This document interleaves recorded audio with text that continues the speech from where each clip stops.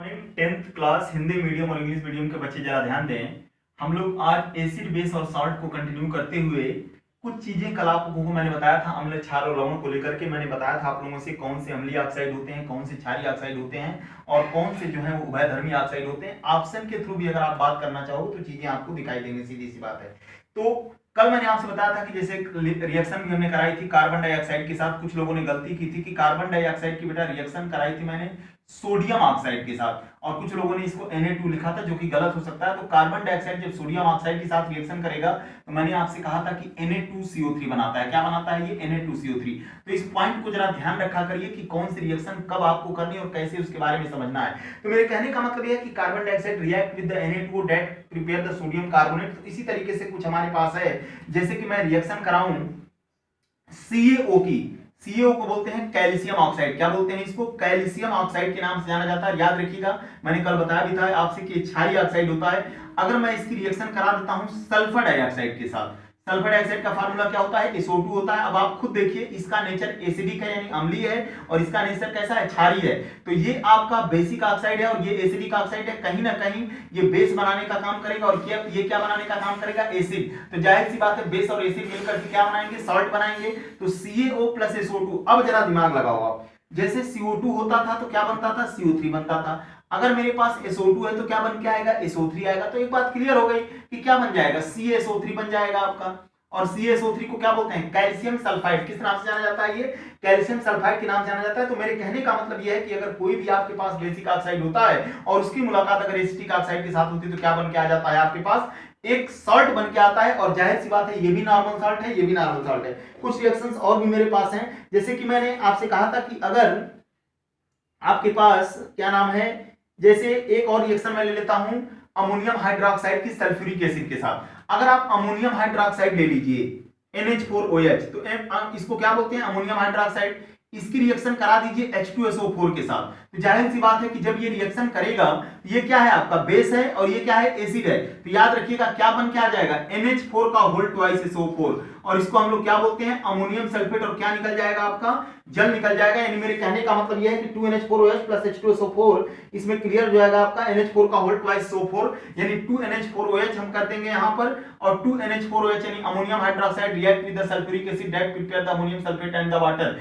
इस रिएक्शन में आप लोग देख रहे होंगे कि ये किसका काम करता है? ये एक वीक बेस होता है, दुर्बल क्षार होता है। और इसकी रिएक्शन मैं किसके साथ करा रहा हूं? सल्फ्यूरिक एसिड के साथ। और इसने क्या बना के दिया हमें? Ammonium sulphate. अमोनियम सल्फेट एक सॉल्ट होता है, ये भी आपका नॉर्मल सॉल्ट आ जाएगा। इसी तरीके से आप लोग कुछ रिएक्शंस देखेंगे, जैसे कि अगर हमारे पास है एक, मैं और आपको बताने देना चाहता हूं कि जैसे हमारे पास एल्युमिनियम सल्फेट है।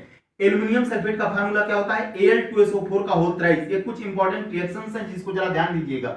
एल्युमिनियम सल्फेट की रिएक्शन करा रहा हूं मैं 6NaOH के साथ। किसके साथ करा रहा हूं? 6NaOH के साथ। अब जरा ध्यान दो, इस रिएक्शन को मैं बैलेंस करूंगा तो जाहिर सी बात है कि यहां पर आप देख रहे होंगे Al2SO4 का होल थ्राइस है। तो यहां पर क्या है? आपका एल्युमिनियम दो बार है और कभी भी ये आपका सॉल्ट का काम करेगा। किसका काम करेगा? ये सॉल्ट का काम करेगा।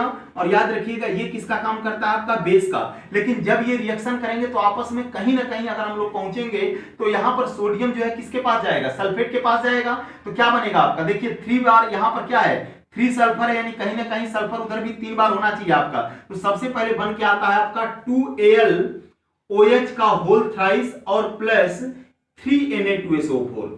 3Na2SO4 ये रिएक्शंस आपकी तैयार होगी। यानी मेरे कहने का मतलब यह है कि एल्युमिनियम सल्फेट की जब मुलाकात होती है सोडियम हाइड्रोक्साइड के साथ तो याद रखिएगा एल्युमिनियम हाइड्रोक्साइड और सोडियम सल्फेट बन के आता है। यानी कहने का मतलब यह है कि अगर आपसे पूछा जाता है what happens that aluminium sulphate react with the sodium hydroxide, और याद रखिएगा वहां पर क्या बन के आएगा? Aluminium hydroxide. और एल्युमिनियम हाइड्रोक्साइड का व्हाइट प्रेसिपिटेट बनता है, सफेद और चिप बनता है, जिसको ध्यान रखिएगा। तो मेरे कहने का मतलब यह है कि कुछ रिएक्शंस आपके सामने दी हुई हैं और भी आगे अभी बात करते हैं हम कि कार्बन डाइऑक्साइड की अगर सोडियम ऑक्साइड के साथ कराओगे सोडियम कार्बोनेट बन के आएगा।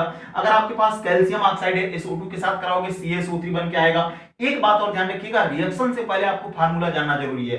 मैंने तो लिखा हूं, मुझे पता है कि मैं क्या लिख रहा हूं, तो आप भी इसको समझो कि अगर आपके सामने CO2 लिखा है या Na2O लिखा है या Na2CO3 लिखा है या CaSO2 या CaSO3 लिखा है तो आपको पता होना चाहिए कि मैं क्या लिख रहा हूं। इसलिए CO2 carbon dioxide, Na2O sodium oxide, Na2CO3 sodium carbonate, calcium oxide, sulphur dioxide, calcium sulphate आगे बढ़ते हैं, अमोनियम हाइड्रोक्साइड NH4OH लगा है, आपको नेचर पता हो जाना चाहिए कि OH लगने से बेस होता है, यानी अमोनियम हाइड्रोक्साइड एक वीक बेस होता है। अमोनियम हाइड्रोक्साइड की रिएक्शन H2SO4 के साथ हो रही है, that is the sulphuric acid. एक बात और ध्यान रखिएगा, मैंने आपसे कहा था कि H से एसिड की पहचान होती है कहीं ना कहीं, और एक बात और ध्यान रखिएगा, मैंने आपसे कहा था कि डाई बेसिक एसिड होता है ये, इसकी क्षारकता यानी इसकी बेसिसिटी 2 होती है क्योंकि 2 बार हाइड्रोनियम आयन देता है। अब आगे बढ़िए, ammonium hydroxide react with the hydrogen sulphate या सल्फ्यूरिक एसिड भी कह सकते हैं आप लोग, it is a strong acid, या एक प्रबल अम्ल होता है। जब इसकी रिएक्शन होती है तो आप ध्यान दिया करिए कौन किसके संपर्क में जाएगा। अमोनियम के ऊपर कौन सा चार्ज होता है, प्लस का। सल्फेट के ऊपर कौन सा चार्ज होता है, माइनस का। ये बेटा इसके संपर्क में जाएगा। जब अमोनियम चला जाएगा सल्फेट के संपर्क में तो क्या बना के देगा, अमोनियम सल्फेट, और जाहिर सी बात है बचा क्या, OH और H2 दोनों मिलकर के क्या बना देंगे, H2O बना देंगे। अब जरा ध्यान देने की कोशिश करिए, यहां पर रिएक्शन को बैलेंस करते हैं हम लोग। 2 चौके 8, 8 और 2 10, 10 2 12, यहां पर कितना है, 4 दूनी 8, 4 दूनी 8 और 2 है यहां पर, यानी हमको इस बार इसमें 2 और लगाने पड़ेंगे, तब जाके हमारी रिएक्शन बैलेंस होगी। देखिए 4 दूनी 8, हाइड्रोजन 8 और 8 और 4 कितना हो गया, 12, यानी रिएक्शन बैलेंस हो गई। इधर भी देखिए 2 चौके 8 और 2 हाइड्रोजन, ये 8 और 2 कितना हो गया, 10, और 10 और 2 कितना हुआ, 12, यानी इधर भी हाइड्रोजन 12 है। ऑक्सीजन देख लेते हैं, 2 और 4 6, यहां पर देखिए 4 और 2 6, रिएक्शन बिल्कुल बैलेंस है। तो मेरे कहने का मतलब यह है कि अमोनियम हाइड्रोक्साइड की सल्फ्यूरिक एसिड के साथ रिएक्शन करके हमने अमोनियम सल्फेट बनाया।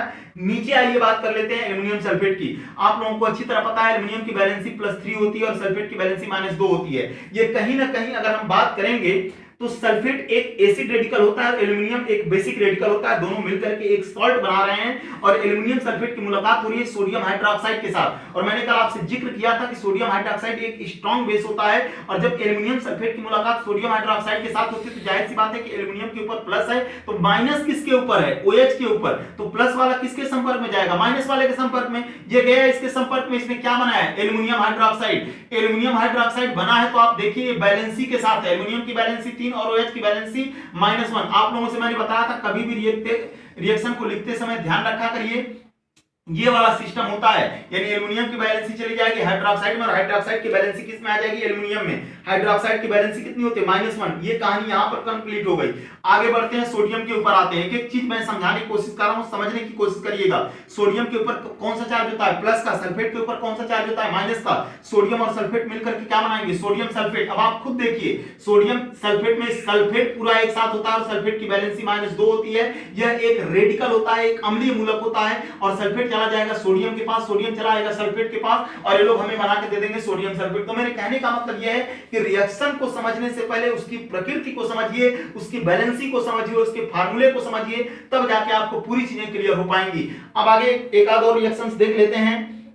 जैसे सपोज करिए कि अगर आपके पास NaOH है और इसकी रिएक्शन बेटा करा रहा हूं HNO3 के साथ। NaOH को क्या बोलते हैं, सोडियम हाइड्रोक्साइड। इसकी रिएक्शन HNO3 के साथ हम लोग करा रहे हैं। बहुत सिंपल सी रिएक्शन है, बहुत आसानी से कर ले जाओगे आप। OH चला जाएगा H के संपर्क में, Na चला जाएगा NO3 के संपर्क में, क्या बना के देगा, NaNO3 और +H2O। बहुत रिएक्शन आसान थी, सोडियम नाइट्रेट बनाया और वाटर बनाया, यानी कहीं ना कहीं ये बेस है और कहीं ना कहीं ये एसिड है। ये दोनों जो हैं एक स्ट्रॉन्ग एसिड होते हैं। तो मेरे कहने का मतलब कि एक स्ट्रॉन्ग एसिड और एक स्ट्रॉन्ग बेस मिलकर के एक सॉल्ट हमें दे रहे हैं, और जो सॉल्ट दे रहे हैं Na के ऊपर प्लस का चार्ज होता है, NO3 के ऊपर माइनस। तो इस प्रकार से सोडियम नाइट्रेट बन के चला आया।